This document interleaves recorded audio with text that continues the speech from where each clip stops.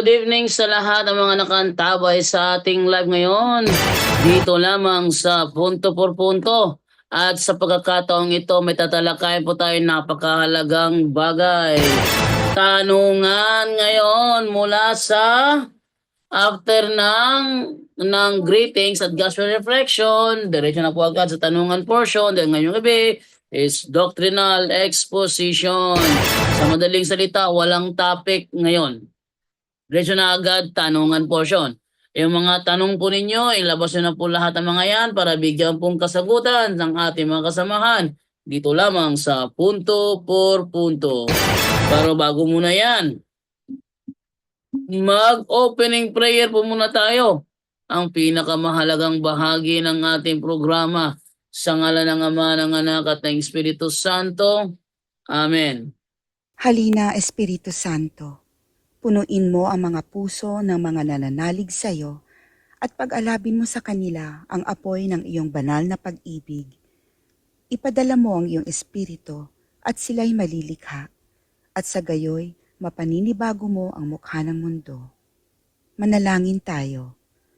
O Diyos na sa liwanag ng Espiritu Santo ay tinuruan ng mga puso ng mga mananampalataya, ipagkaloob mo na sa pamamagitan din ng Espiritu Santo ay ibigin namin kung ano ang wasto at makatarungan at sa tuwinay magalak sa kanyang pagkilos na nakapagdudulot ng ginhawa sa aming loob. Sa pamamagitan ni Kristo na aming Panginoon. Amen. Sa ngalan ng Ama, ng Anak at ng Espiritu Santo. Amen. Okay, so atin ang ibigay sa ating mga kasamahan para sa kanilang greetings. Silipin ko muna kung sino mga nandito. Nandiyan ba si Brother Aljan? Wala si Brother Aljan. How about Brother Romel Palma? Wala rin. Wala si Brother Romel. So tayo diretso kay Brother John Ray ng South Korea. Brother John Ray, good evening sa iyo. Yes. Good evening, Bro Jando. Good evening din sa lahat ng mga kapuntos at mga kaabag. Isang pinagpalang Saturday night po sa ating lahat. At may balita si Bro Jando kaganina sa kanyang post na may handog, Bro Jando. Sino yun? Yung yung handog na na balak niya bumalik sa Katoliko. Pero kailangan niya kasi nung ng proseso. Sabi ko, magtanong ka doon sa nyo, sa parish priest nyo dyan, kung ano ang kanilang proseso para maano sila kasi handog siya at yung dalawang anak niya at yung kanyang... Pamilyado na? Oo. Handog So, siya. niya pamilya niya? Oo, then yung Wow. yung kanyang asawa na akay lang niya from Catholic to INC. So, silang lahat babalik sa Katoliko. Wow. Ang reason kung ba't siya lagi napapagalitan sa kanilang simbahan dahil lagi niya pinapanood ang debate sa pagitan ni Father Darwin Itgano at ni Ramil Parba. Yun lang. Yun Anong lang. pangalan, Bro Jando? Taga saan? Taga Davao de Oro siya pero nasa Manila siya ngayon nakatira. Davao de Oro, taga Manila. Oo. So, gusto niyang bumalik sa Katoliko kasama ang kanyang buong pamilya. Wow. Kaya lang siya napapagalitan dahil lagi niya pinapanood ang debate. At siya na mismo ang nagsabi na mga out of context ang mga INC pag sila nagturo. Talaga, pag nabuksan na talaga yung isip, doon pala makikita yung mga maling aral. Oh, Tingnan niyo si Brother Jared ngayon. Mahal na niya yung picture ni Mother Mary. Send sa akin ang mga picture ni Mother Mary. Natutuwa ako kay Brother Jared. Biglang sumikat Brother Jared? Andiyan si Jared? Di ko alam. Tingnan mo. Biglang sumikat. Nandiyan pala si Brother Jared. Biglang sumikat sa Facebook. Oh, laki ng views niya nung yung nakakatuwa ganyang talakayan at yung isang pastor na ayaw tayong labanan. Pinatulan siya? Sino ba yun? Butlay? Hindi, yung isang pastor na kaya yan 30,000 James. yung views ni doon ni Almasora. Kaya nga nakakatuwa nga. Lakas ng niya, 30,000 kaagad. Malakas ang appeal lagi. Ano tong bata talaga na ito? May appeal to kaya na-train ng maigi yan. Nako. Maraming mahahatak to. Magaling magsalita eh. Yung mga Katoliko, pinapanood yung mga live niya, inaabangan. Nakakaano yung ano niya, yung ano siya magsalita sa live, nakakapukaw ba? Hindi ba boring? Hindi boring. Oh, si Ang galing. meron yata siyang ano kay Butlay tsaka kay ano kay Butlay Nandyan, tsaka kay nandyan ba siya, bro? Anyeles. Nandyan siya, nandyan? Andyan siya, andyan. Nakita ko Ah, yung pangalan niya. Lumito nung sinerch ko. pagsalitain. Pagsalitain muna natin, Brother Jared. Sige, sige. Brother Jared, good evening sa iyo. Pwede kang mag-greetings, bro. Magandang gabi sa inyo mga kapatid. Tigit lang, nasa tricycle ako. Ano, tricycle pa. Sige, mamaya, bro. Pasok ko ulit. Mamaya, tatawagin ka na Brother Jando. Mag-ano muna ako, mag-ratings muna ako. Yan, mga kapuntos na isang napakalaking balita na naman ang pinasabog ni Brother Jando. Pang-atomic bomb yun, buong pamilya, babalik na naman. No? Ay, hindi pala babalik. Magkakatoliko pala kasi isang handog. Ang maganda dyan, kasi buong pamilya niya pala. Ibabalik niya sa May katoliko. magbabalik, bro, yung asawa. Yung asawa niya magbabalik. Then, yung nakausap mo, yung handog, no? Oo. So yan po mga kapatid, resulta po yan sa pagdebate ni Father Darwin, no? At siyempre sa pagpapahayag ng katotohanan ng simbahan, katulong ang mga Catholic faith defenders. Kaya tayo din po, no? Tayong mga nanonood ngayon, aral-aral din pag may time kasi baka tayo din ang gamitin ng Diyos para sa iba. Marami pa tayong dapat akayin mga kapatid, kaya tulong-tulong tayong lahat para lahat ay mailigtas. So isang pinagpalang gabi uli. Back to you, Brother Jando. Okay, atin namang ibigay naman ngayon kay Brother Romer naman ang bukid noon. Brother Romer, good evening sa iyo. Good evening, Brother Jando. Teka muna, bro. Good evening, Brother Jando. Isang pinagpalang umaga, tanghali, gabi sa inyong lahat. At welcome ulit sa programa natin sa Punto por Punto. So, shoutout sa mga lamin na obispo na si Bishop Noel Pedrigosa ng Diocese of Malaybalay. Si Padre Bong Namukot ng Diocese of sa Manolo Portage Bukidnon, sa lahat ng mga nanonood sa Camp Phillips, sa Dahilayan, sa buong Manolo. Isang pinagpalang umaga at tanghali gabi sa inyong lahat. Back to you, Bro Jando. Okay, thank you sa iyo. Atin namang ibigay naman ngayon kay Brother Angel Santos naman sa... Ha? Atin namang ibigay naman ngayon kay Brother Angel Santos naman sa kanyang greetings at saka gospel reflection. Brother Angel Santos, good evening. Amen. Praise the Lord. Muli, isang pinagpalang umaga, hapong gabi, isang masulok kayo ng mundo ng nararating ng punto por punto. Salamat po sa Diyos, nagkasama-sama na naman po tayong muli para sa isa namang gabi ng banal na pag-aaral ng salita ng Diyos. Para po ito sa ating kaligtasan. Ano po, muli paalala ng ating Panginoon Kristo, no? Gabi-gabi pinapaalalahanan niya tayo, no? Sa 1:12:48, mismo sa kanyang galing sa kanyang bibig, ang sabi niya, sa huling araw, ang salita kong hahatol sa inyo. So, pinapaalalan tayo, gabi-gabi, tayo, ano na ba nangyari? May pagbabago na ba? May changes na ba? May radical changes na ba nangyari sa buhay natin? Kung wala pa, medyo delikado, no po? Parang pinapasok natin sa kanan, tapos linalabas din sa kaliwang tenga. Hindi yata maganda yon, kundi baka darating araw magsisi po tayo, no? Sa huli na ang pagsisisi, sabi nga, no? Walang unang pagsisisi kundi nasa huli na. So hanggat may panahon pa, pag-aralan anong salita niya, salita ng mga apostol at turo ng simbahan. Paalala po sa atin lahat yan para sa ating kaligtasan, no po. Dumako na po tayo sa ating ebanghelyo ngayong araw ng Sabado. Ito, napakaganda ng kwento nito, no? Ito pong ayon kay San Lucas. Sa mga hindi po nakapagsimba, chapter 5, verse 27 to 35.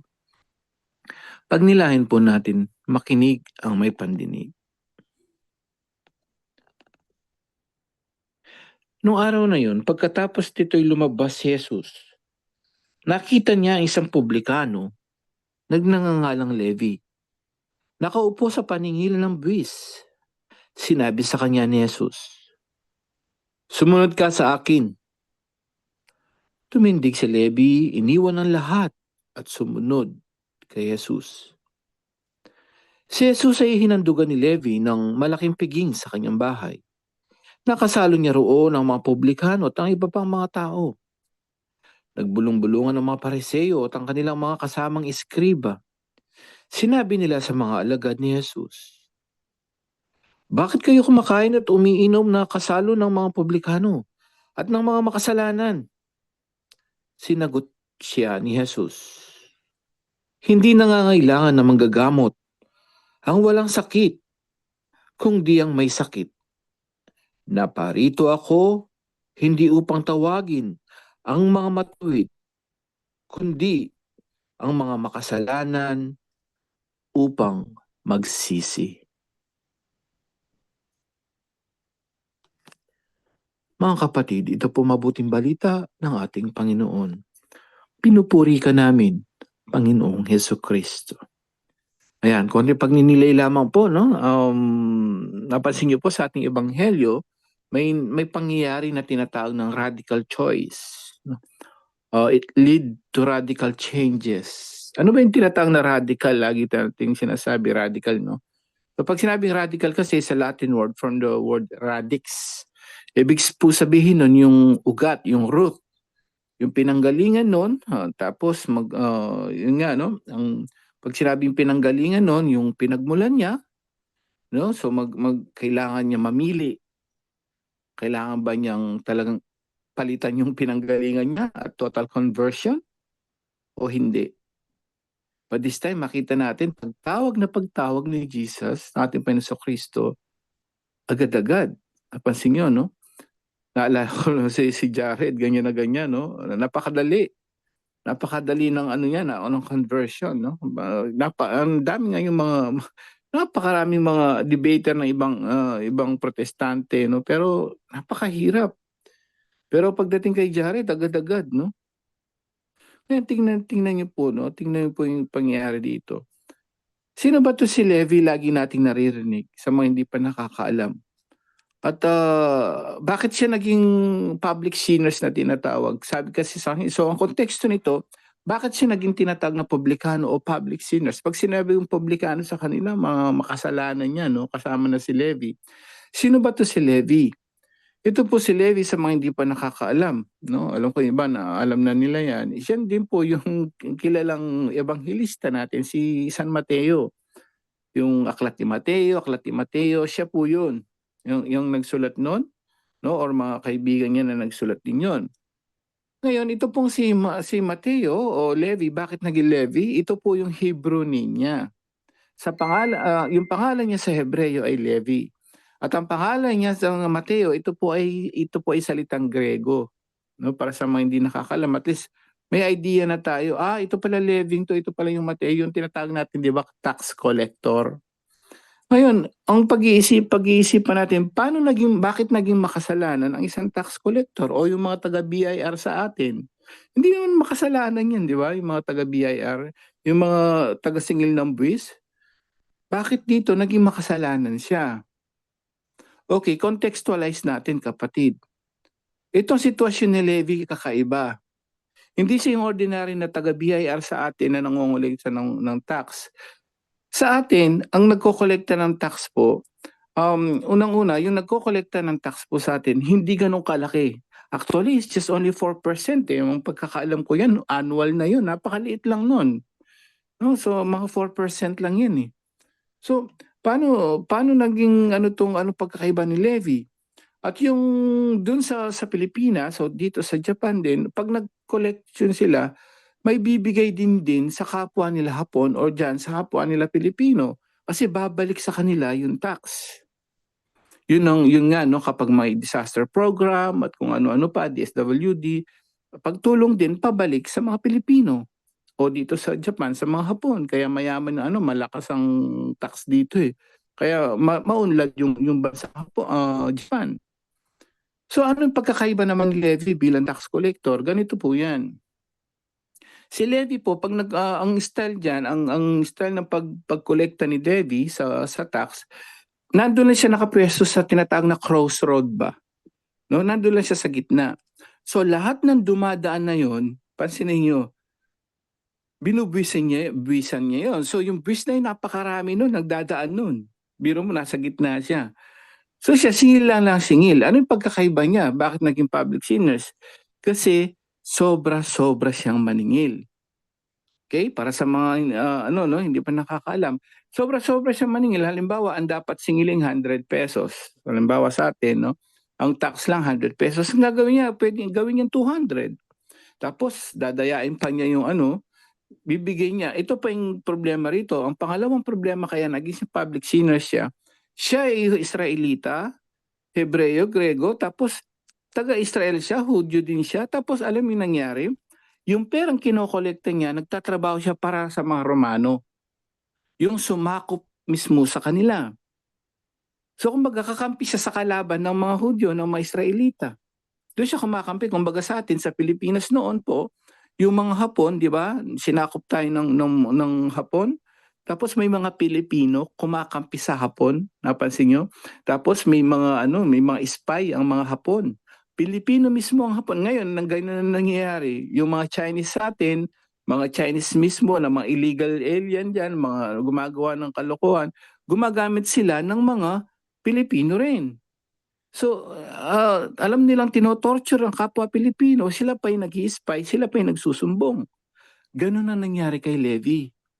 Kumbaga, siya pa yung tax collector ng mga taga-Romano na nagpapahirap sa kanila. So, lalong humihirap yung lugar nila, yung lugar na sa mga Israelita. Ganun katindi ang kasalanan niya at ganun katindi ang pagkaalam nila sa kanya.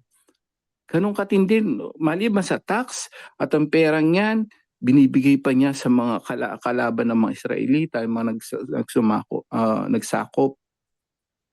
Grabe, kahit naman ikaw, no, isipin mo, no, yung mga pinagpaguran ng mga tao, sobra-sobra siya maningil, ibibigay pa nila dun sa mga sumasakop sa kanila. Pero nakita nyo, kaya nga, nakita nyo yung pagtawag natin pa Kristo. Kaya nga, anong nag-ano siya ng parang piging o party sa kanila, eto na, napansin ng mga Pariseo at Skriba at mga Hudyo doon. Ano nangyari? Ano na nangyari, Jesus? Bakit ka nandiyan? Bakit puro makasalanan ng kaano mo?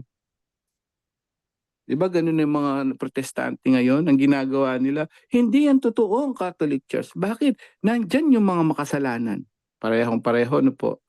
Walang pagkakaiba sa mga protestante. No, so kung humusga sila sa Catholic Church dahil nandun daw, pumunta ka daw sa mga puro Katoliko, yung mga nasa kulungan ngayon, lalo na diyan sa Pilipinas. Bakit? Malinaw naman eh. Napakalinaw ang dahilan kaya nagkatawan tao ang ating Panginoon Kristo, bumaba siya dito sa lupa. Alam niyo sabi niya, di ba? Hindi para sa mga banal, kundi para sa mga makasalanan. And that's the reason kaya siya bumaba rito. Kaya nga nakikipagsalamuha siya, di ba? Nakikikain siya, nakikiinom siya sa mga makasalanan. Bakit? Yun naman purpose niya. Ganon din ang simbahan natin. Ang simbahan natin, kaya pagka ang simbahan mo walang makasalanan, puro banal, hindi totoo yun. Wala si Kristo doon. Bakit? Si Kristo nandito siya para sa mga makasalanan. Ibig sabihin, kapag maraming makasalanan na napupunta sa simbahan, Catholic Church yun. Siyempre, gradually yun. Hindi naman agad-agad yun. Pero yung mismong pagtanggap mo sa kanya, ang ginawa ni Levi dito, ganun na ganun. Radical changes ang tawag doon. Radical choice, it will lead him to radical changes. Anong ginawa niya rito? Ang daming kayamanan, araw-araw, pera, ang daming tax na pupunta sa kanya sa mga ilang percent. Actually, doble-doble percent sa personal niya. No, na itatago niya yun para sa kanya. Pero ano nangyari? Nung makita niya si Jesus, dahil alam na niya, bakit hindi agad-agad siyang lumapit at sumama kay Jesus? Bakit? Alam niya narinig na niya, sigurado yun. Dahil matalino siya, di ba? Alam na niya ang nangyayari kung sino siya. Agad-agad hindi siya nag-atubili, hindi siya nagdalawang isip. Bakit? Alam niya ang tunay na kayamanan. Nasaan? Nasa ating Panginoon Kristo. Wala dun sa material na bagay, wala dun sa kayamanan na kinukuha niya araw-araw, kundi mismo na kay Jesus Lahat ng kailangan mo naman, kapag inuna mo siya, kapatid, kapag sinuko mo ang buhay mo sa Kanya, yun ang tunay na kayamanan. Amen. Ilan po, naway gabayan tayo ng banal na espiritu ngayong gabi ito. To God be the glory. Salamat po. Back to you, Bro Jando, and ihanda nyo na po yung mga katanungan nyo. Bahala na po ang banal na espiritu na sumagot sa mga katanungan na itatanong nyo ngayong gabi. Bro Jando? Okay, thank you sa iyo, Brother Angel Santos. So atin ang tingnan sino naka-raise nito sa Zoom. Si Ale James Beduya. Ale James Beduya, good evening. Good evening po. Hello, good evening bro. Ako po yung Chaldean Catholic na nagtanong po dito nung una. Ano yan? Yung Chaldean Catholic po, Orthodox na in communion with the Bishop of Rome. Ano yan bro? Ako po yung nagtanong dito nung gabi. Yung in communion kami with the Bishop of Rome. Under kami ng Santo Papa na Orthodox. Yon, Chaldean Catholic ba? Nagtanong din po, 'di ba, ako noon about sa deliverance minister. Kaya lang po, sabi niyo po 'di ba na magkonsulta sa na exorcist dito sa amin sa diocese. Kaya lang po wala naman po ditong exorcist. Baka po pwede po ba yung bishop bishop? Yes bro. Yung bishop. Yes bro. William Bishop bro. All bishops are exorcists. Hihingi po ng faculty authority. At ibigay kay Brother Romer ang pagsagot. Brother Romer? So, ano yun bro? Sinong hingi ng authority? Gusto ko po kasi deliverance minister muna hangga't hindi pa ako napagpare. So, ganito bro ha. Yung pagiging deliverance minister bro, hindi po ito yung parang nag-a-apply ka ng trabaho saka tatanggapin ka. Ang deliverance minister po kasi is isang bukasyon. Ibig sabihin, ina-appoint lang po. Kami dito lahat ng mga deliverance minister, hindi po talaga kami uma-apply. Pusa lang po na sabi ni Padre na, bro, gusto mo na punta ka dito, mag-deliverance ka, mag-training ka, ganun. So, appointed po, in-appoint po kami ni Padre. Lahat kami, halos kami lahat dito, wala kami talagang plano na ganito yung pamamaraan, ganun yung pamamaraan na mag-apply kasi bukasyon yan bro. Tapos isa din, baka kasi kalimitan din ng iba, di ba? Nag-a-apply. So ang nangyari sa kanila bro, ang daming retaliation bro. Daming retaliation sa pamilya, yung iba bumagsak na nga yung business nila, hindi nila alam kung anong gagawin. May dalawa nga, yung sabi ni bro Wendell nga nag-suicide. Mga deliverance minister din. So, kapag ka ganito na trabaho bro, sa totoo lang ano talaga ng Diyos.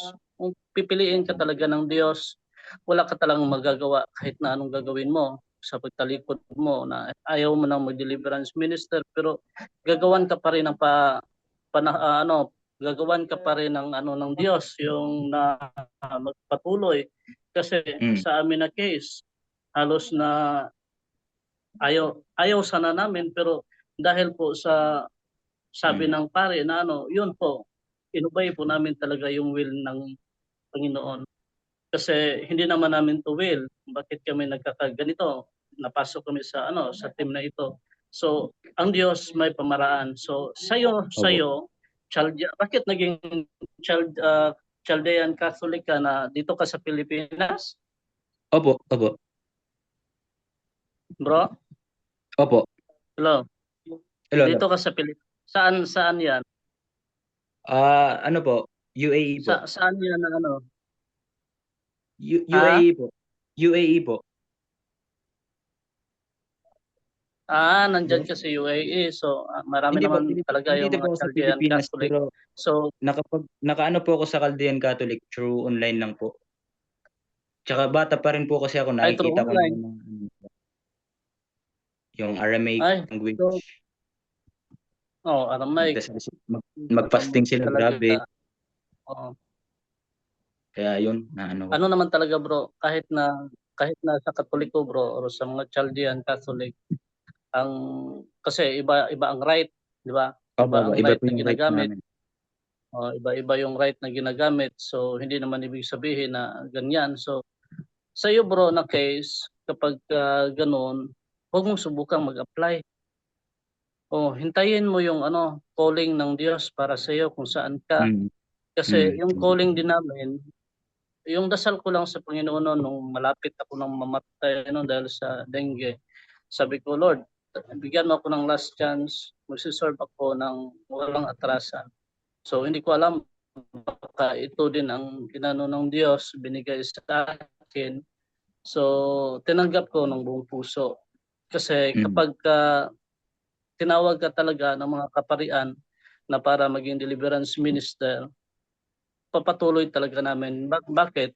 Ang pinaka-greatest retaliation na mangyayari sa isang deliverance minister, experience na to ng mga dioceses, ibang mga parokya, huminto sila na pariwara, yung iba nagpunta ng drugs, yung iba may kabit, ang iba na nahulog sa kasalanan. Grabe yung kasalanan na hindi na sila nakabangon. Natukso yung iba. Gagawa talaga ng pamamaraan yung demonyo. Kaya nga sa amin, meron kaming boundaries. Kaya yung series of formation namin, 2 beses sa isang buwan, kasi importante po yun. Ako nga, nasa Bukidnon, pero bakit nagsiserve ako dito sa Diocese of Tagbilaran? Kasi doon sa Bukidnon, wala eh. Hindi po ito. Kahit na mga kaparian, takot sa demonyo, tapos ayaw nila na makapasok din yung team ng deliverance. May naposes nga doon sa... Kahit dito, takot yung mga pare, yung parish priest Kaya namin. nga, Kaya kaya pumupunta nga, pa ako ng diocese. ganun bro, hintayin mo talaga ang calling ng Diyos para sa iyo. Kasi hindi tayo mga ghost hunter, kasi ang dami din iba na naiinganyo sa ministry na to kasi gusto nila maghunting ghost hunter. Hindi. Yung sa akin bro, di naman. Ganyan bro ha, hindi naman ito para sa iyo. Yung iba, yung sabi ko, yung iba, nung naging deliverance minister, lahat na ng puno ng mga balete o ng mga puno kinukrusa na kahit na hindi nila sakop sa hindi nila lupain, kinukrusan. So ano nangyari? Nare-retaliate. So ganon.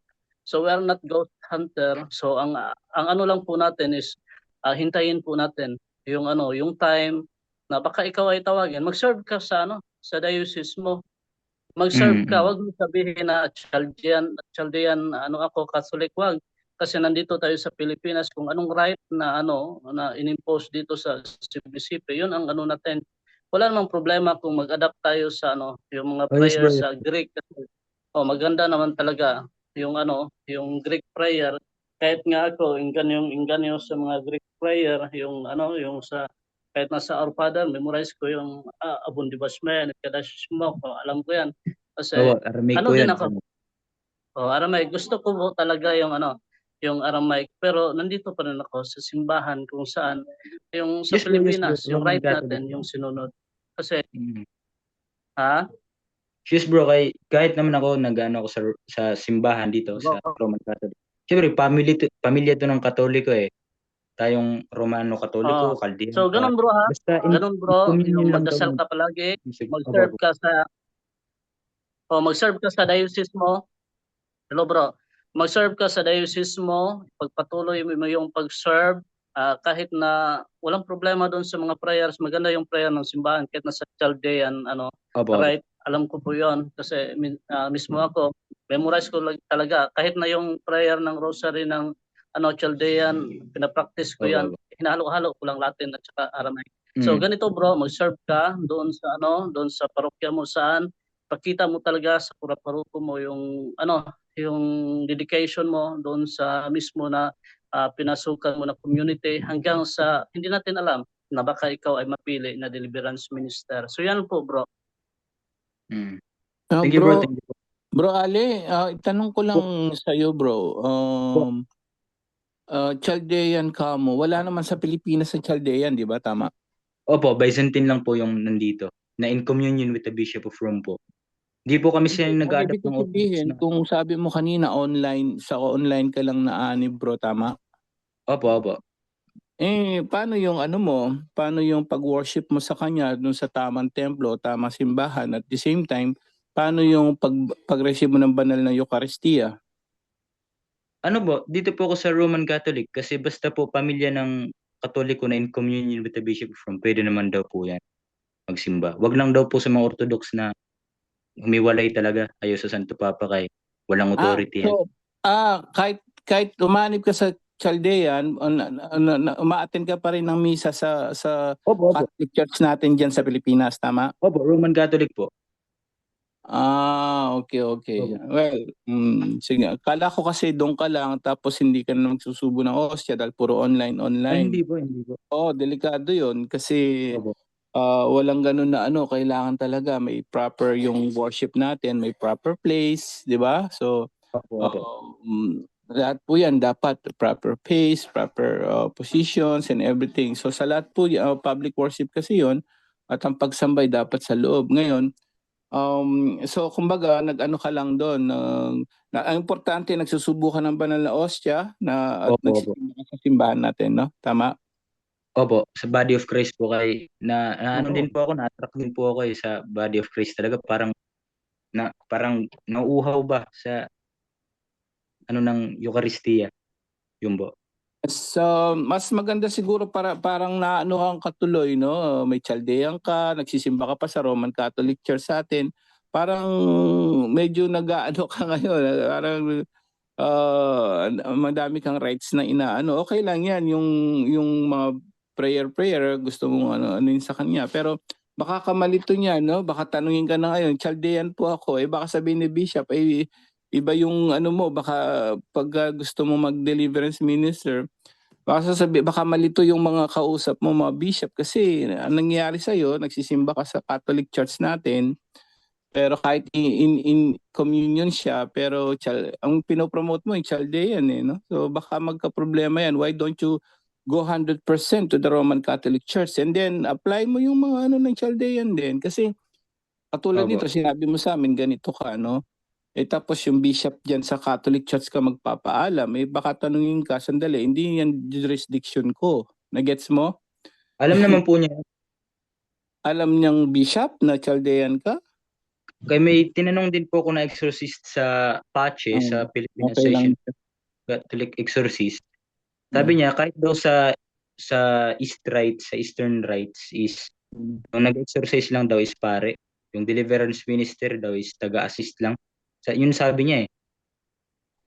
Pero di Yes, ko na po anyway, sabihin yung taga-assist lang naman siya. But ang pinagtataka ko lang, kung wala namang ano dyan, mismo, nagsisimba ka naman sa Roman Catholic Church. Opo. Parang, bakit kailangan mo ng ibang rights pa? Something, no? Kaya pati ako Hindi ngayon. naman po na ano ko lang po na ito po yung calling ni God. Kasi dati po kasi gusto ko po mag Roman Catholic priest talaga. Pero para bang dito talaga Paano yung ka calling ni God. gusto mo mag-Chaldean priest? Parang gano'n. Opo, opo. Opo. Sino mag-ano sa iyo dyan na walang Chaldean dyan? Mag-ano po sana ako mag-ano po ata ako ng scholarship para po UAE. Kasi wala naman po kaming pera para sa ano. Yun na nga. Lalo mong pinahihirapan yung sarili mo. Meron naman tayo seminaryo dyan sa Catholic Church. Nandyan na yan lahat Ba't UAE Chaldean ka pa? Yun ang punto ko doon. Pinahirapan mo yung sarili mo. Pwede ka naman magpakabanal kahit naman saan bro Hindi mo na kailangan ng Chaldean. Oh, Nasa bro, pero yan. dito Yes. dito kasi bro yung calling ko eh.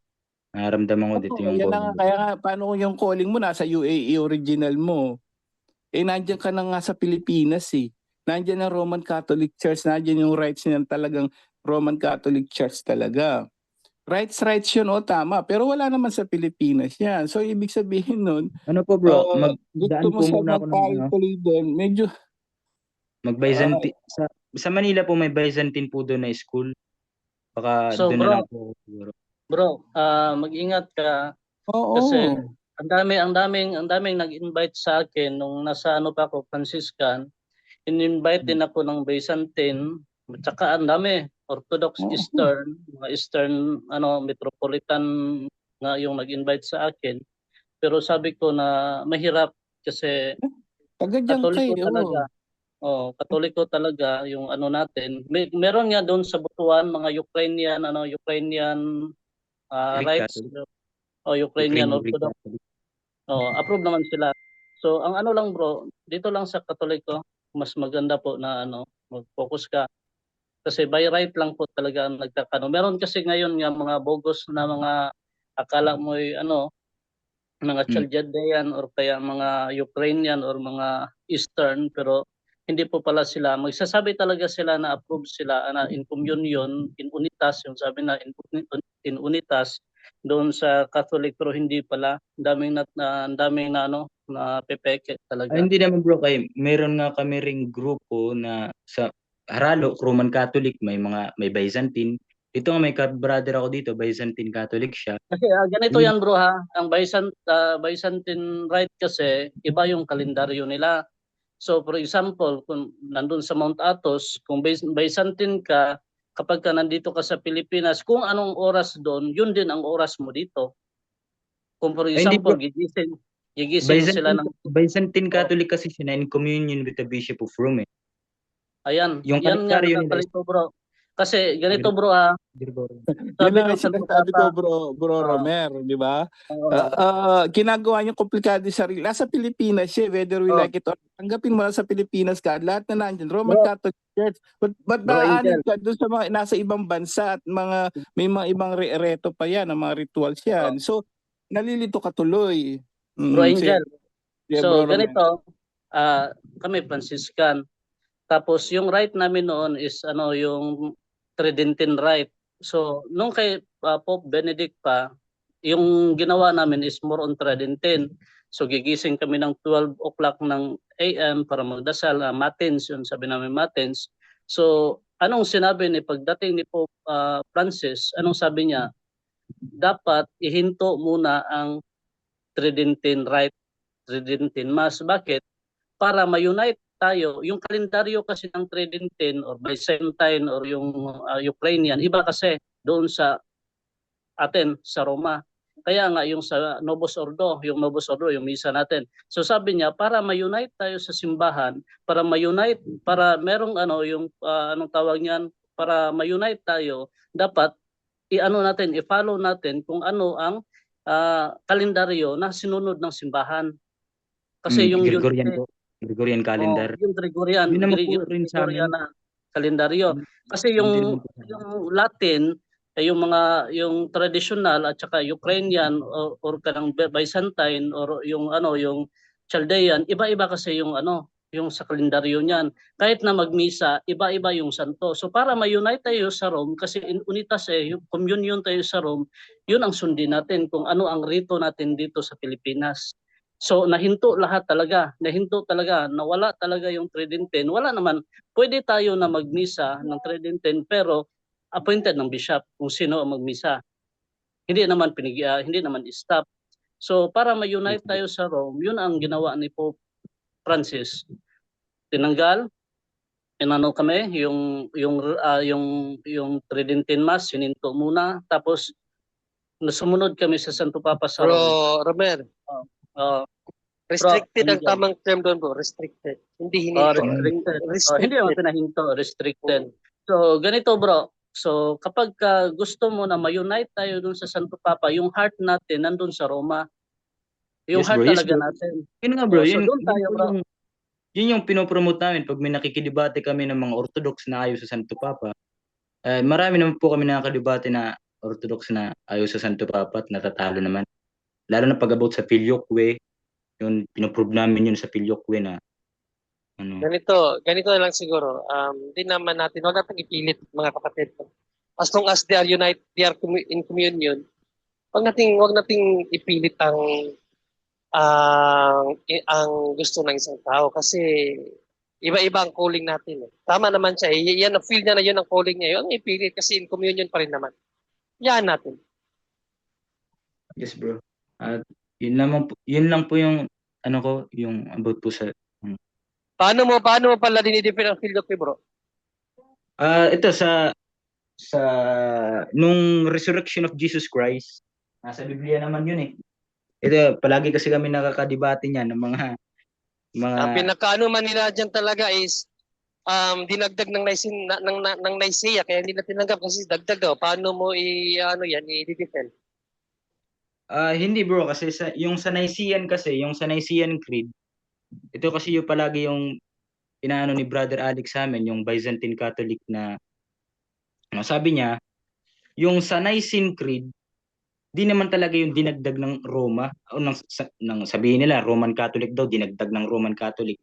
Pero hindi yung dinagdag ng Roman Catholic. Nandoon na talaga yun. Pero yung mga Byzantine Catholic na in communion with the Bishop of Rome, di naman sila nag-react. Di naman sila nag-react sa papacy, sa filioque, di naman sila nag-react. Yung nag-react lang doon, yung ibang mga Byzantine na humiwalay sa simbahan.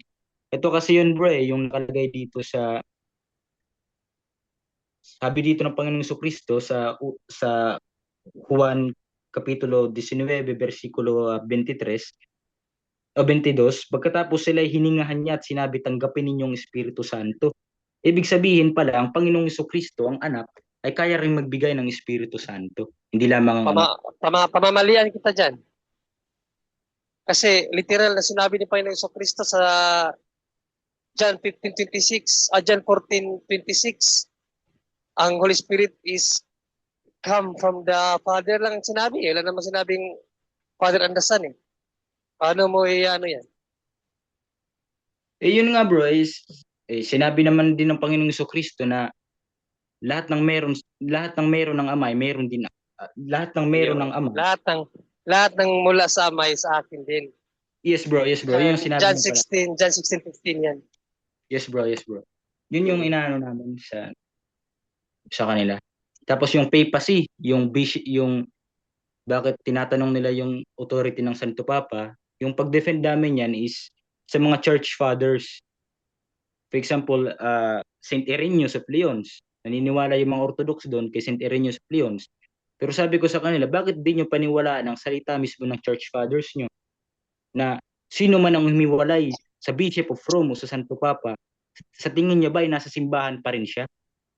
Yun yung sabi ni Saint Irenaeus of Lyons. Kaya doon pa lang, di na sila pag yun yung sinali sa debate, yung church fathers, wala na silang ano doon about the authority of the Pope. Kasi ando naman talaga yung authority. God bless bro, God bless. Yes bro. Thank you po. Kilos po. Okay, thank you sa iyo, Brother Ali James Beduya. Ayan. So dito naman tayo ngayon sa tanungan portion naman. Actually, may tanong dito pala. Di ko pala to na ano kanina. Wait lang ha. Ito pala ay tanong kanina na need siya ng kasagutan. Wait lang ha. Tingnan ko muna dito. Ito yata yon. Ito ay galing kay Frolin Butch. Sabi niya rito,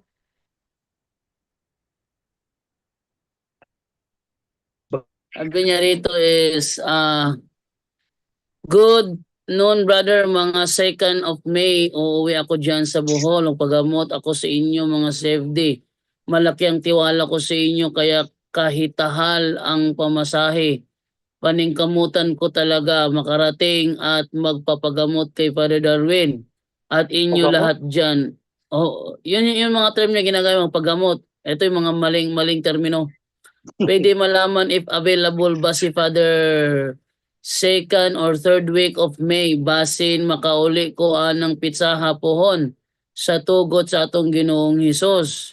Sabi niya rito, magpapadeliverance. I mean, dito ako sa QC ngayon.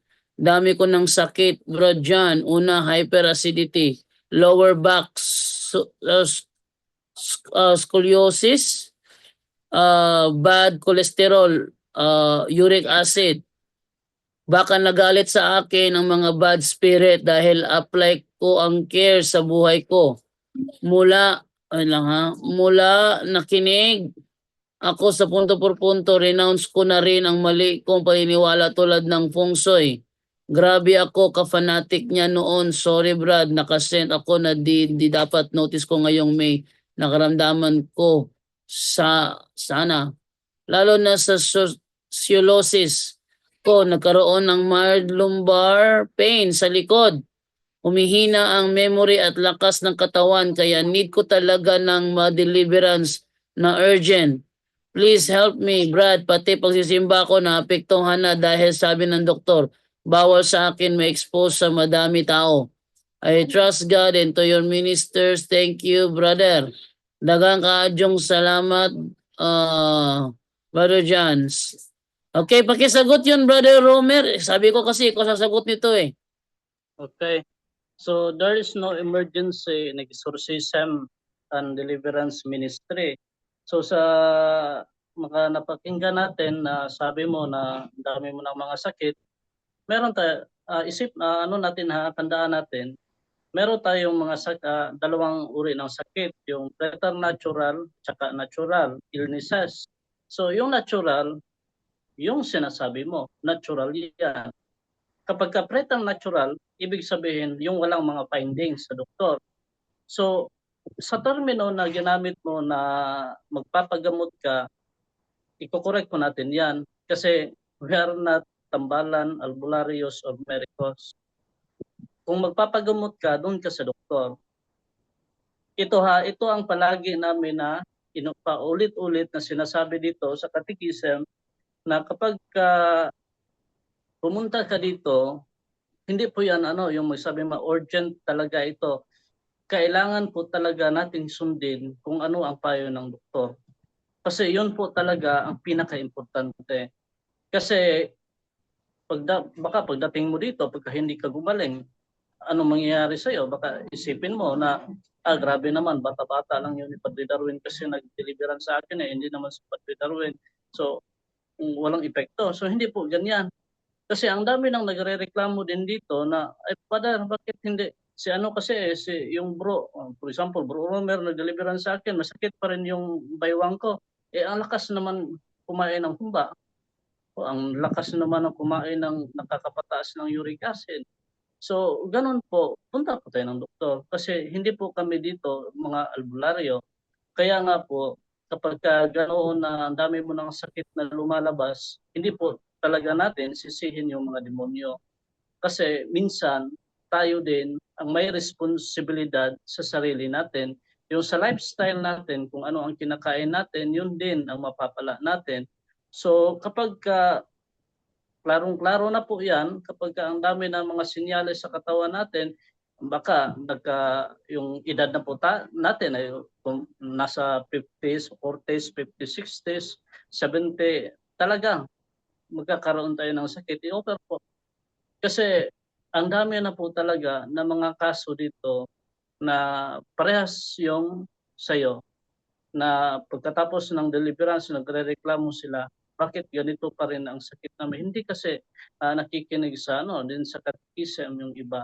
Kaya nga dito, kapag ganoon yung sitwasyon mo, i-refer ka talaga namin sa doktor, sa ayaw at sa gusto mo.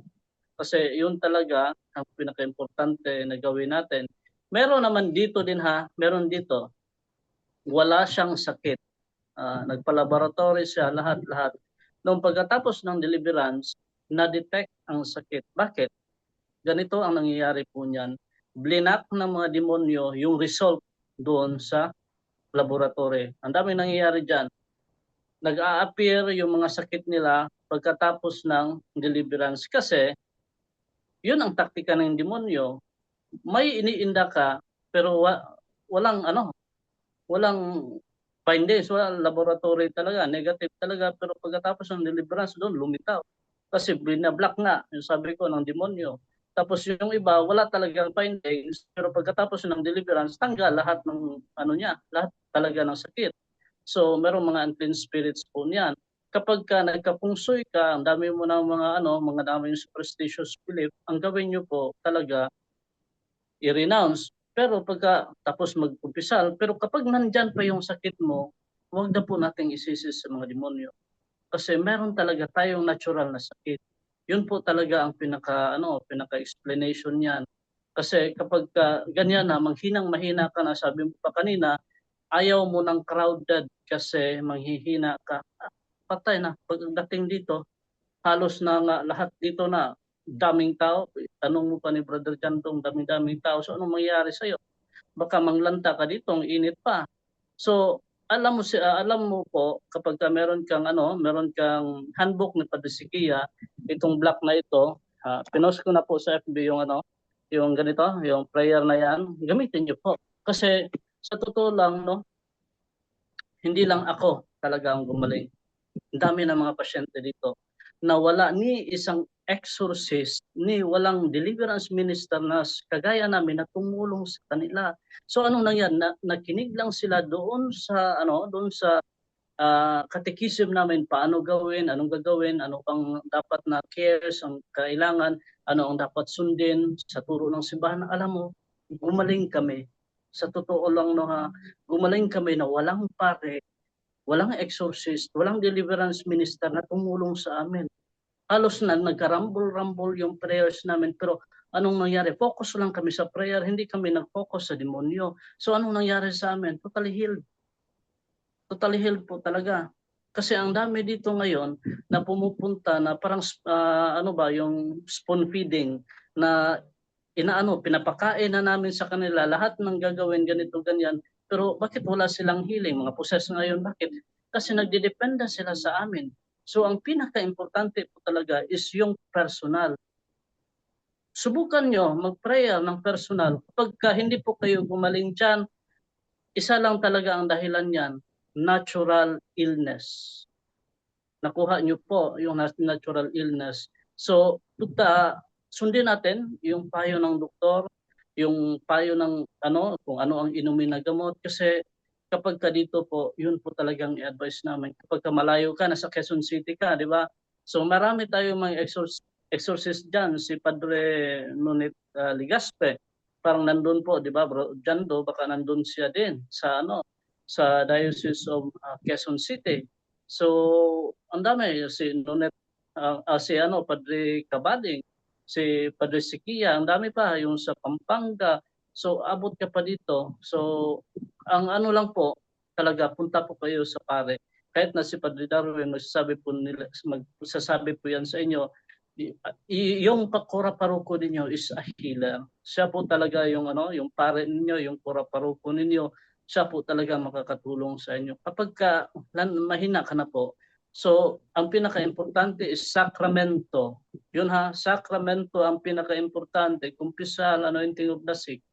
Yun po ang pinaka-importante. Kasi itong sa exorcism and deliverance is only a sacramental. Yun po ang sacramental, nagle-lead yan sa sakramento. Pero kapag fanatic tayo dito sa deliverance, hindi tayo pumupunta sa sacraments, wala talagang kagalingan. So yun po ang pinaka-importante, yung sakramento, para tayo, yung body ni Jesus, yung blood, yung sa Eucharistia, yun ang pinaka-importante sa lahat. Simba ka na palagi. Kapag hindi ka nagsimba, kung meron namang lay minister sa inyo, mag-receive ka, mag-ask ka ng mag-receive ka ng yung Eucharistia. So yan po ang palagi namin ina-advise dito, kasi yung iba dahil lang sa pagsisimba araw-araw, pati yung mga sakit nila na natural nawawala. Bakit? In-offer po nila yan sa Panginoon. Kasi ang sabi ng mga santo, kapag in-offer mo yung mga sakit mo sa Diyos, malaki po ang merit na makukuha mo. Kasi sabi ng mga santo, once na meron tayong karamdaman na natural, once in-offer natin yan sa Diyos, meron tayong healing na matatanggap. Once pag-offer lang, kapag tinanggap natin yan lahat na buong puso yung mga sakit natin, may merits po tayo. Kasi ang sakit, yan, ang sign yan ng love ng Diyos sa atin. So wag tayong magreklamo sa sakit natin. Kahit na konting sakit, i-offer natin. Kung malala man yung sakit, i-offer natin. Baka darating din ang panahon, yan ang magpa-purify sa iyo sa iyong mga kasalanan na ginawa. So yun lang po, Bro Jando. Okay, tinabigyan naman ngayon kay Cristita. Cristita, good evening. Hello, good evening po. Hello, good evening po. Hello, yes. Ang tanong ko po ay gusto ko lang pong malaman kung totoo ba na may certain days na hindi makakatanggap ng prayers natin yung mga souls in purgatory. Ang alam ko Christmas Day, November, All Souls Day, birthday nila, at saka death anniversary. So tanong ko kasi nakita ko kasi sa YouTube na may certain days na nagpe-pray tayo sa kanila pero hindi yun nila matatanggap. Totoo po ba yun? Brother Angel? Na ano ko doon, ngayon ko lang narinig yun na may mga prayer, may mga time na ano, Oo, parang ano na, kasi parang oo, parang parang may time, may meron bang time blockage doon? doon sa part. Hindi ko hindi kasi yun niya na-explain para sabi niya sa next Mm. na video. Hindi pa niya nagawa ng video. Sabi niya parang may blockage doon sa part doon sa Holy Souls na hindi matanggap yung mga prayers natin. Pero pinaka mas maraming souls daw pag Christmas Day, All Souls Day, birthday, anniversary nila. Ganun po. Oo, ngayon ko lang narinig yun kapatid kasi tandaan natin actually may tinatawag dito, ako dinadasal ko yun lagi, prayer office of the dead nakalagay doon, yung prayer na yun para sa lahat ng mga souls in purgatory, pray it the whole year, every day. Mm. Walang binabanggit exempted dito sa ganitong araw, ganitong ano, wag niyong idasal yan dahil hindi naman actually hindi naman sila yung ano pinagdadasal mo sila sa Diyos, no? Hindi naman yung narinig nila o hindi ang pinakamahalaga kapatid. Kung intindihin mo yung praying for the soul, you're praying for them. Hindi naman yung makinggan nila o hindi yung praying for them to God na sana mapatawad sila kaya eternal grant, no, Mm. upon them. So eternal ang prayer po natin sa maliwanag yon para po sa kanila, hindi naman yung kailangan hindi yan narinig ngayon dapat wag idasal, hindi po yun.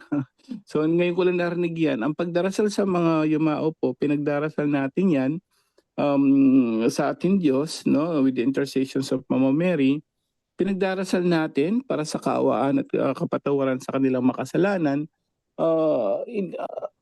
para maiano na sila, maiahon na sila doon. So it's not because naririnig nila o hindi naman sila yung ano doon Ang punto natin doon, pinagdadasal talaga natin sila. Kaya nga yung tinatawag nating prayer, ako everyday dinadasal ko to, ang tawag dito, sabi rito, yung Office of the Dead Prayer, sabi rito, is available for the faithful to pray all year.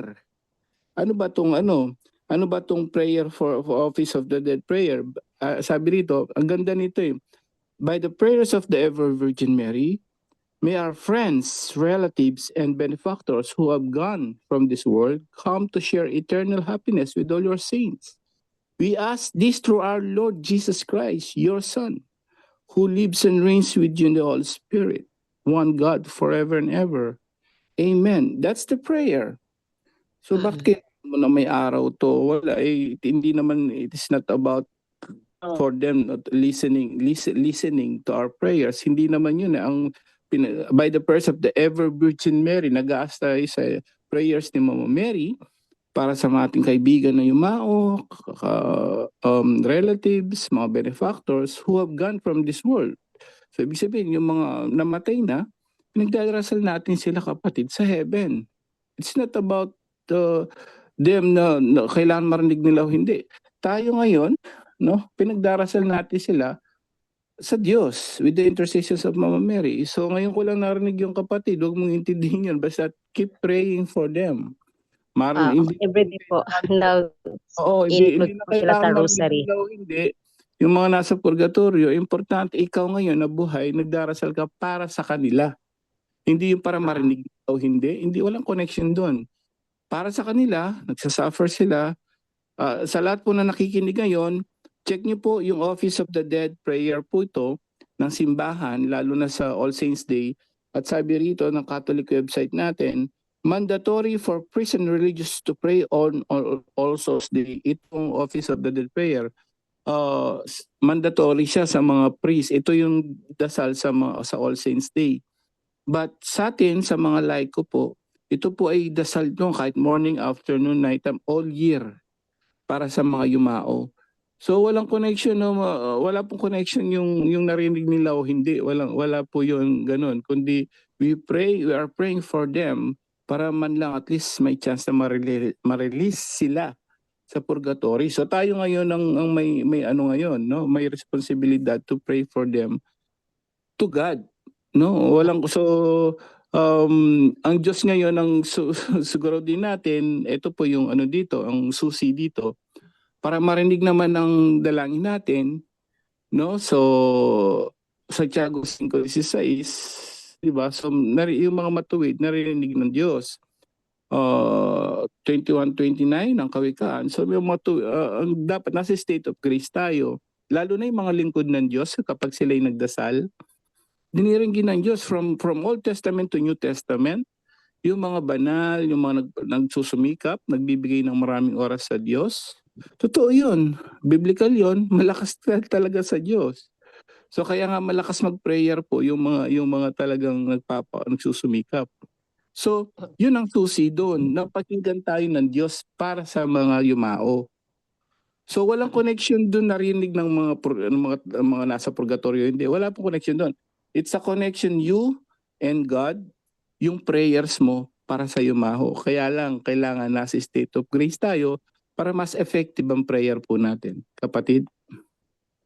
Brad Angel, ano po yung kaibahan nung, di ba, pag nagpamisa tayo sa mga souls in purgatory, ano po yung kaibahan pag binigay natin yun sa pari at saka during mass or before mag-start yung mass, di ba, babasahin niya, this is offering for the soul of, anong Opo. kaibahan doon yung pari o yung doon natin ibinigay sa mga katikista, yung babasahin, di ba, maraming babasahin yung mga katikist.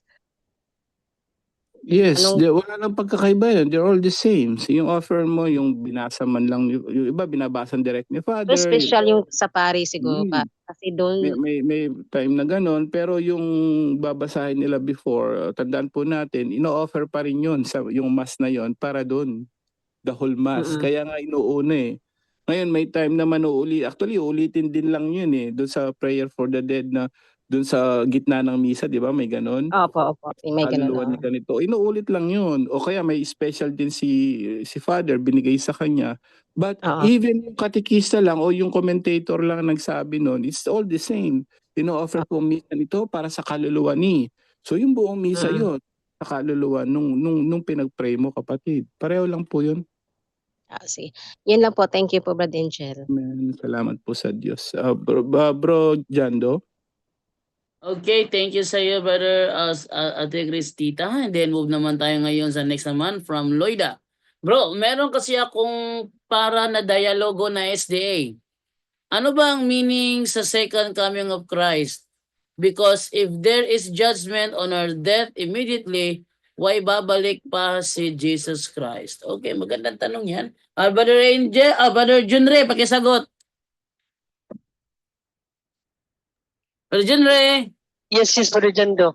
sa'yo yun. Doctrinal yun. Paulit niyo yung tanong bro, di ko nakuha bro. Meron kasi akong para na dialogo na SDA. Ano ba ang meaning sa second coming of Christ? Because if there is judgment on our death immediately, why babalik pa si Jesus Christ? Okay. So, if there is a particular judgment, bakit pa babalik? Well, babalik talaga siya para sa paghuhukom. Iba yung particular judgment sa final judgment, no? Ang particular judgment, paghuhukom yun sa bawat isa sa atin. Ang judgment naman ng final judgment ay para tapusin ang lahat. Kasi kung particular judgment lang, hindi matatapos. Kasi manganganak ang tao, manganganak ang tao, manganganak. So, ang Diyos naman, maghuhukom ng particular, walang katapusan, wala rin katapusan ng kasamaan. Kaya nga siya babalik para tapusin ang kasamaan. No, babasahin natin sa Revelation, babaguhin na niya ang lahat. Sayang natin ba dyan yung 21, 1 to 3 ng Revelation ba dyan do? Ayan, Revelation 21, 1 to 3. 21, 1 to 1, 3. 2, 3. Oh, Okay, 21, 1 to 3. Sabi ganito. Pagkatapos nito nakita ko ang isang bagong langit at isang bagong lupa. Wala na ang dating langit at lupa. Wala na rin ang dagat. At nakita ko ang banal na lungsod, ang bagong Jerusalem na bumababa mula sa langit, buhat sa Diyos. Gaya ng isang babaeng ikakasal. Siya ay nakabihis at nakahanda sa pagsalubong sa kanyang mapapangasawa. Narinig ko ang isang malakas na tinig mula sa trono. Tingnan ninyo, ang tahanan ng Diyos ay nasa piling na ng mga tao. Maninirahan siyang kasama nila at sila magiging bayan niya. Diyos mismo ang makakapiling nila at siya ang magiging Diyos nila. idirekta mo sa 4, 5 hanggang 6. At papahirin niya ang bawat luha sa kanilang mga mata. Wala nang kamatayan, dalamhati, pagtangis at paghihirap sapagkat lumipas na ang dating mga bagay. Pagkatapos ay sinabi na nakaupo sa trono, pagmasdan ninyo ang ginagawa kong bago ang lahat ng bagay at sinabi niya sa akin, isulat mo sapagkat maasam totoo ang mga salitang ito. Sinabi rin niya sa akin, naganap na, ako ang Alpha at ang Omega, ang simula at ang wakas. Ang sino mang nauuhaw ay bibigyan ko ng tubig na walang bayad mula sa bukal na nagbibigay buhay. Ayan, maraming salamat ulit dyan, no? So, ano ang pinakabuod ng kanyang pagparito? Babaguhin ang lahat. Ipapatikim sa atin ng Diyos ang isang buhay na walang corruption. Wala lahat. Walang pagtangis. Kaya nga hindi na tayo mamamatay. Wala ng kasamaan. Puro na kaligayahan. Yan ang reason ba't siya babalik para tapusin ang lahat. Kasi kung puro particular judgment lang, kapatid, hindi matatapos ang kasamaan.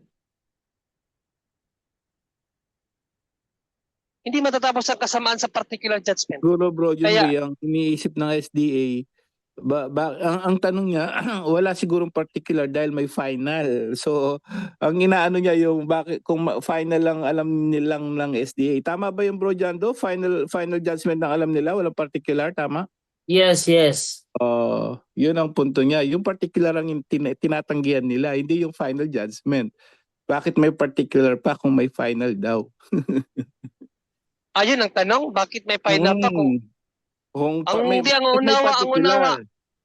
particular? ang tanong ni Mario Jando, bakit may second coming pa? Oo, kung may particular nga. Bakit may particular pa? May final nga. Kasi paniniwala nila, final lang. Ulitin mo ang yung pinakatanong mo rin dyan, hindi ko kasi nakuha yung Yun nakuha ang, ko kasi. yun ang tanong niya. Sabi niya dito, meron kasi akong na-dialogo na SDA. Ano ba ang meaning sa second coming of Christ? Ano yung meaning ng second coming? Because if there is judgment on our death immediately, why babalik pa si Jesus Christ? Kung may particular daw. So ang main subject ng kanyang tanong is bakit meron pang particular judgment kung sa pagbalik niya ay may judgment ulit. Yan ang ibig sabihin ng katanungan. Hindi, ang tanong niya kasi nung una, ano ang pinaka-meaning ng second coming? Yun nga, ang purpose ng religion is ganito ba? Kung sasabihin mo na pagkatapos ng kamatayan, hukom ka agad, para May saan pa ang hukom pa. second coming of Christ? Na final- babalik siya at hahatulan tayo, para saan pa yun? Pagkatapos kamatayan, hukom ka agad. So, yun ang purpose niya doon. Para saan pa? Ano pa ang meaning ng second coming? Kung pagkamatay mo, hatol ka agad. Di ba? Yun ang ibig sabihin ng kanyang katanungan. Akala ko kung ano talaga. Di ko Kung lang bakit may final judgment. Hindi. Bakit may particular pa kung may final pa? Well, basahin nga muna natin, Brother Jando, ang pahayag ng Diyos sa Isaiah 55, 8 yata yan. Isaiah Tingnan natin. 55:8. Oh. 55:8. Ito ang sabi sa 55:8. Sinabi ng Panginoon, ang pag-iisip ko ay hindi katulad ng pag-iisip ninyo, at ang pamamaraan ko ay hindi katulad ng pamamaraan ninyo. So kung ipilitin nating arukin ang pamamaraan ng Diyos para na rin tayong Diyos, mga kapatid. No? Ang malinaw dito, turo ng simbahan yan, at ang sabi ni Apostol na Pablo Berjando sa Efeso 3, Jess Berjando, pakibasa. Efeso 3:10. Mm-mm. Ito sabi sa Efeso 3:10. Para sa amamagitan ng iglesia ay maipahayag ngayon sa mga namumuno at may kapangyarihan sa kalangitan ang karunungan niyang nahahayag sa iba't ibang paraan. Kaya nalaman natin ang mga bagay na ito kasi turo niyang ng simbahan na ipinahayag ng Diyos sa simbahan. Kung bakit may particular at bakit may judgment, our ways, God's ways is not our ways. Sa Diyos yan, hindi sa atin yan. Kapag nalaman natin ang pinaka-reason bakit may particular pa, may judgment na sa katapusan, para na rin tayong Diyos. Ang atin dito, ano ang turo ng simbahan? Dahil ang walang hanggang karunungan ng Diyos ayon kay San Pablo ay mahahayag sa iba't ibang paraan sa pamamagitan ng kanyang iglesia. Hindi natin gawain ang paghuhukom. Hindi natin gawain ang pagkaalam sa mga bagay na ito. 1:7 ng Gawa Berjando. Gawa 1:7. Okay, ito naman sabi. Sumagot si Jesus, hindi pinahihintulutan ng Ama na malaman ninyo kung kailan mangyayari ang mga bagay na itinakda niya. Ba't pinipili nating alamin yung paghuhukom? Kung bakit may particular, mayroon ng final judgment. Dahil yun ang revelasyon ng Diyos. Saan ba yung particular judgment? Hebrews 9:27. Hebrew na 9:27, ito sabi, itinakda sa mga tao mamatay ng minsan at pagkatapos nito'y ang paghuhukom ng Diyos. Revelasyon ng Diyos yan. Ang simbahan, pinangalanan lang ano yung revelasyon na yan. Ang sabi sa revelasyon ng Diyos sa pamamagitan ni San Pablo, matapos mamatay ang tao, may paghuhukom. Ano ang karunungan ng Diyos na ibinigay sa simbahan? Particular judgment yan.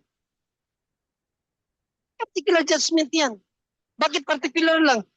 After ng kamatayan hindi pa yan yung general judgment kasi ang general judgment, according sa banal na kasulatan, sa huling panahon. Sa huling panahon pa ang general judgment. Basahin nga natin ang Mateo 24 ba dyan, 29 hanggang 31.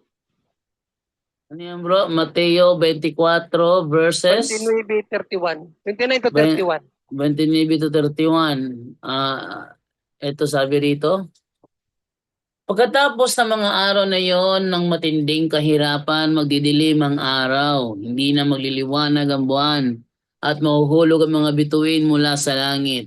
Ang mga bagay sa kalawakan ay mayayanig at mawawala sa kanilang landas.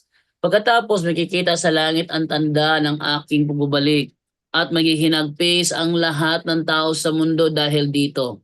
At makikita nila ako na anak ng tao na dumarating na mula sa ulap at taglay ang kapangyarihan at kalawalatian. Sa malakas na tunog ng trumpeta ay ipapadala ko ang aking mga anghel sa lahat ng lugar sa mundo upang tipunin ang aking mga pinili. Mayroon ding isang revelasyon ng Diyos sa kanyang pagbabalik. Sa aking pagbabalik. Ano ang tawag doon? Ano bang mangyayari sa kanyang pagbabalik? Direktan natin sa 25 Berjando, Matthew 25, 36 hanggang 40. Anong mangyayari sa kanyang pagbabalik? 36? 25, 36, 40. At nang wala akong maisuot ay binihisa ninyo. Nang may sakit ako ay inalagaan ninyo at nang nasa kulungan ako ay binisita ninyo. Sasagot ang mga matuwid ng mga Panginoon, kailan po namin kayo nakitang nagutom at aming pinakain o nauhaw at aming pinainom? Kailan namin kayo nakitang naging dayuhan at aming pinatuloy o walang maisuot at aming binihisan? Kailan namin kayo nakitang may sakit o nasa kulungan at aming binisita? at sasagot ako bilang hari. Sinasabi ko sa inyo ang totoo, nang ginawa niyo ito sa pinakahamak ko mga kapatid, para na rin niyo itong ginawa sa akin. Patuloy pa bro, patuloy pa. Pagkatapos, sasabihin ko naman sa mga tao sa aking kaliwa, lumayo kayo sa akin, kayong mga isinumpa ng Diyos. Doon kayo sa walang katapusang apoy na inihanda para sa diablo at sa kanyang mga kampon. So yan ang general judgment sa kanyang pagbabalik. Kaya nga tatapusin na niya ang lahat eh. Kaya ang simbahan, dahil sa revelation ng Diyos, yung mga bagay na ipinahayag ng Diyos, na isinulat ng kanyang mga apostol at mga propeta, binigyan niya ng termino ng simbahan para madali nating maunawaan. So ang trabaho ng simbahan, pagpaalam sa atin ng madali yan kung ano yung ipinahayag ng Diyos. Hindi trabaho ng simbahan o natin na malaman kung ano ang buod ng kalooban ng Diyos, bakit mayroon siyang particular at mayroon siyang general judgment. Ang sabi ni Panginoong Jesucristo, hindi niloob ng Ama na maalaman ninyo ang kanyang mga gawa. Wala na tayo doon kung bakit may particular, may general judgment. Gawain ng Diyos yun. Pinaalam lang ng simbahan ano ang gawain ng Diyos, pinangalanan yon. Bakit may particular? Sinabi ng Diyos. Hebrews 9:27. Pagkatapos mamatay, may paghuhukom. Ano ang tawag sa paghuhukom na yon? Hindi naman general judgment yun, kasi general meaning lahat na huhukuman. Particular kasi tao, individual ang binabanggit doon. Matapos ang tao mamatay, individual. Kaya, yun ang sagot natin, Brother Jando, na wala sa atin. Hindi natin ang utak ng Diyos para malaman bakit may particular, bakit may general judgment. God says, my ways is not your ways. Nalaman lang natin ang mga bagay nito dahil ni-rebuild ng Diyos, ipinaliwanag ng simbahan, Brother Jando. Yes. Idagdag din natin, tandaan po natin, no, bakit daw may particular, biblical naman yun. Kaya nga, imaginein mo, di ba, doon pa Old Testament pa lang, mayroon na eh. Nung doon sa makikita niyo po yung transfiguration, di ba? So yung mga namatay noon, nakita nila si Moises, di ba, si Elias. So ibig sabihin na judge 'yon, na nasa langit 'yon or during that time, no? So kaya nga nakita nila meron na at the same time biblically, no, lumapit tayo doon sa mga banal na mga espiritu na nandoon na, no, ginawang ganap. Nasa Book of Revelation 6:9 and 10, no, nakita ni Juan yung mga nasa langit. So nakakatuwa naman to. Ba't kayo nagtatanong, biblical yan. Sabi ni Jesus, namatay yung mayaman, no? Namatay si Lazaro, dinala sa ni Abraham, si mayaman napunta sa Hades. So may particular judgment. Magtatanong ka, kung may final judgment, may particular. Sinabi ng Diyos yun, ano magagawa natin? At ang ng simbahan dyan, turo ng simbahan, no? Yung particular judgment, ito binabasa ko sa Catholic website natin. Ang sinasabi ng simbahan po dyan, no? Ano ba yung pagkakaiba nun? Ang pagkakaiba nun, yun nga, yung particular, agad-agad yung mismong ginawa natin, no? Individual yun, kaya particular. Pag sinabing general, yung final judgment, lahat. Okay? Sa lahat na nakikinig, lahat na po yun at end of the world na yun. At yung mga nandun pa, yung mga hindi pa nahuhukuman, huhukuman na yun. Lahat na yun, lahat ng mga tao huhukuman. Pero yung particular judgment, hindi mo pwede matanggal yun dahil noon pa man mayroon na yun. Hanggang ngayon, mayroon na rin tao sa langit. Ayon sa Biblia mismo, kapatid. Bro Jando. Okay, thank you sa iyo, Brother Angel. And then ito naman sa next question naman from Ophelia Vismanos. Nga naman nabantayan, matag Biyernes Santo, manjod ilang kapistahan. Okay. Ang tanong dito is, bakit daw yung Bantayan Island, tuwing Biyernes Santo, ang kanilang kapistahan? Magandang gabi sa lahat.